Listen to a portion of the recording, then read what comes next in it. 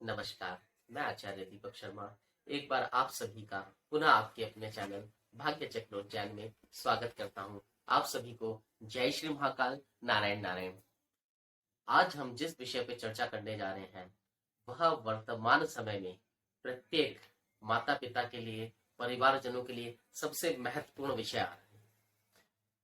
प्रश्न ये है हमारे पास जो आया है वह है कि हमारे बच्चे का पढ़ने में मन नहीं लगता, एकाग्रता में कमी है, जो याद करता है भूल जाता है, इसी प्रकार के प्रश्न। तो सब ये जानना चाहते हैं कि ऐसा क्या कार्य करें कि आपके बच्चे का पढ़ने में मन लगने लग जाए और अच्छा पढ़ाई करने लग जाए। देखिए, सर्वप्रथम तो हम ये कहना चाहेंगे कि बच्चे जैसा पढ़ रहे हैं, अच्छा पढ़ रहे हैं, बढ़िया पढ़ रहे हैं, उन पे अपनी अपेक्षाओं का जो वजन है वो हमें नहीं डालना है। क्योंकि देखिए, प्रभु ने भी, प्रकृति ने भी हमारे जो हाथों में जो उंगलियां बनाई है वो समान नहीं होती। हम सदैव ये उदाहरण देते रहते हैं कि उस बालक को देख लीजिए, पड़ोसी को देख लीजिए, आपके मित्र को देख लीजिए, वो कैसा पढ़ रहा है, तुम कब पढ़ रहे हो। ऐसा कुछ नहीं है। प्रत्येक व्यक्ति में अलग अलग कुछ ना कुछ प्रभु ने प्रतिभा दी हुई है।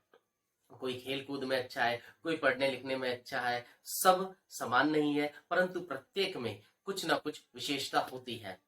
तो हम बताना चाहेंगे फिर भी, क्योंकि जो माता पिता है अपनी मेहनत की कमाई का लगभग 30 से 40% जो वर्तमान समय में, जितना हम जानते हैं कि 30 से 40% अपनी जो कमाई का, अपनी पूंजी का जो है वो बच्चों की शिक्षा के ऊपर ही जो है खर्च कर रहे हैं। तो कहीं ना कहीं चिंता होना स्वाभाविक है। और सब जानते हैं कि वर्तमान जो समय है वो शिक्षा है, क्योंकि हम जानते हैं विद्या बल अति प्रबल।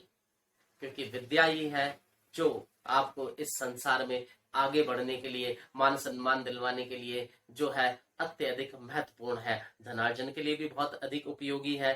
तो हम आपको बताना चाहेंगे, यदि कोई बच्चे हैं जो पढ़ने में थोड़े कमजोर हैं, या जिनमें एकाग्रता में कमी है, या जो कहते हैं ना कि कुछ याद करते हैं भूल जाते हैं, ये सारी चीजें हैं, तो करना इतना सरल सा उपाय है कि नित्य जो बच्चे की ऐसी आदत डालें। आजकल वैसे बच्चे उठते ही हैं विद्यालय जाने के लिए प्रातःकाल जल्दी, उनको जल्दी उठते हैं, स्नान करवाएं। स्नान करवाने के पश्चात एक तांबे का कलश लें, उस कलश के अंदर जल भरें और थोड़ा सा एक चुटकी जो है कंकु उसमें डाल दें और सूर्य नारायण भगवान को जो है अर्घ दिलवाएं उनसे।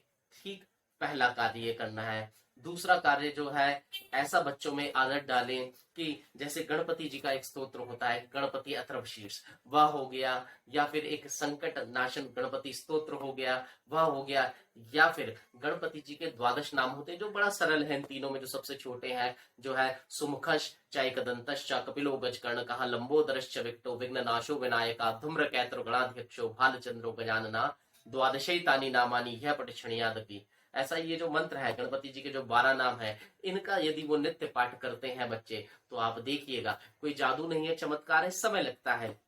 नित्य यदि वो करते रहेंगे तो 2 4 6 महीने में आप पाएंगे कि आपका जो बच्चा है उसकी जो बुद्धि का जो बौद्धिक विकास है वो हो रहा है। जो बच्चे याद नहीं कर पा रहे थे उनको याद हो गया, जो याद करके भूल जाते थे उनको याद रहना प्रारंभ हो गया है। तो आप पाएंगे कि आपका जो संतान है कहीं ना कहीं जो अन्य विद्यार्थियों की तरह, या जो भी उसका स्तर है उससे कुछ उच्च स्तर पर आ गया है। तो यह छोटा सा कार्य यदि आप अपने संतान से करना प्रारंभ करवाते हैं तो आप देखिएगा कि आप जैसा चाहते हैं कि आपके बच्चे में एकाग्रता आए, पढ़ने में मन लगे और अच्छा पढ़े और अच्छे अंक लेकर आए, जो आप सभी का मानना है।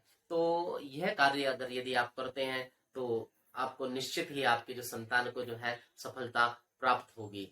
हम फिर बताएं, प्रातःकाल जल्दी उठना है, जल जो है कलश में तांबे के उसमें लेना है, उसमें थोड़ा सा जो है कंकु डालना है और सूर्य नारायण भगवान को अर्घ देना। उसके पश्चात गणपति जी के हमने 3 चीज बताई, या तो गणपति अथर्वशीर्ष, या संकट नाचन गणपति स्तोत्र, या गणपति जी के द्वादश नाम।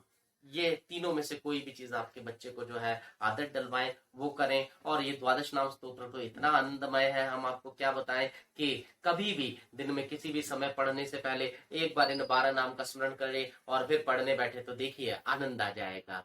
और इसके अतिरिक्त यदि आपको कोई प्रश्न हो तो आप हमें कमेंट बॉक्स में लिखकर जो पूछ सकते हैं, हम अवश्य समय अनुसार उसका जवाब आपको देंगे।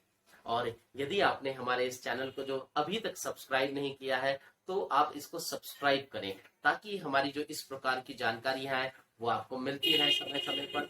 और हम आपसे कहना चाहेंगे, यदि आपके मन में भी कोई प्रश्न हो किसी विषय से संबंधित, तो आप हमें लिख के भेजें।